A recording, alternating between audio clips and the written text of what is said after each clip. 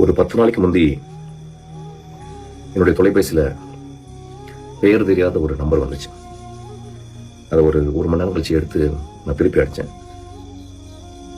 இப்போ நான் ரோபோ சங்கர் பேசுகிறேன்னா அப்படின்னு ஒரு குரல் அழைத்தது. நான் ரோபோ சங்கரை நான் விழாக்களில் பார்த்துருக்கேன், படங்களில் பார்த்துருக்கேன், நேரில் பார்த்ததில்லை. அப்போ அந்த பையன், உங்களை நான் கண்டினியூஸாக பார்த்துக்கிட்டே இருக்கேன்னா, தொடர்ந்து பார்த்துக்கிட்டே இருக்கேன், உங்களுடைய இந்த சூப்பர் சிங்கர்லாம் நான் பார்க்குறேன், எனக்கு ரொம்ப சந்தோஷமாக இருக்குன்னு உங்களை பார்க்கணுன்னு சொன்னார். அவர் சொல்லிட்டே இருக்கும்போது எங்கள் மனைவி உங்கள்கிட்ட பேசணும் அப்படின்னு அந்த மனைவி பேசினாங்க. என்கிட்ட பேசும்போது என் அண்ணான்னு அழைச்சாங்க.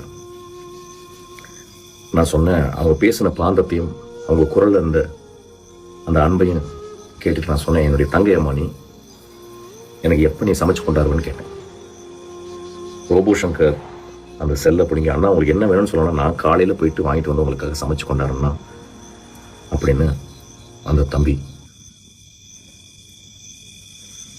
சொன்னான். இந்த 10 நாளைக்குள் இந்த வாழ்க்கை எப்படி புரண்டு விட்டது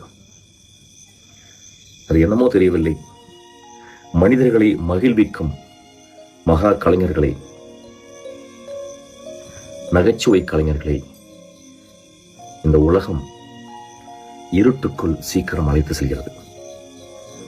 விவேக், அதுக்கப்புறம் இப்போ ரோபோ சங்கர் ஒரு மெழுகுவர்த்தி போல் தங்களை வருத்தி கொண்டு இந்த உலகத்திற்கு வெளிச்சத்தை கொடுக்கும் இந்த மனிதர்களை, இந்த மகா மனிதர்களை, இந்த உன்னதமான கலைஞர்களை இந்த இயற்கை அணைத்து விடுகிறது. இதை பார்க்கும்போது இந்த உலகம் எவ்வளவு இருட்டானது அப்படின்னு தெரியுது. அந்த தங்கை எனக்கு எப்படி உணவு பரிமாறுவாள், அந்த அவ்வளவு அன்பு கொண்ட அந்த உள்ளம் பக்கத்தில் இல்லாமல், அந்த ரோபோ சங்கர் இல்லாமல் எப்படி எனக்கு உணவு பரிமாறுவாள் என்று தெரியவில்லை. என்னுடைய பிறந்த நாளாக நான் சென்னையில் இருக்கக்கூடாது அப்படிங்கிறதுக்கு ரொம்ப தூரம் வந்துட்டேன். தனிமையில் இருக்கணும் அப்படிங்கிறதுக்காக நான் தனிமையில் இங்கே வந்த பிறகுதான் இந்த பேரிடியான இந்த செய்தியை நான் கேட்டேன். என்னால் வார்த்தைகளே கிடையாது. இந்த பதிவு கூட நான் என் ஈரக்குலையில் எந்த ஈரமும் இல்லாமல் நான் பேசுகிறேன்.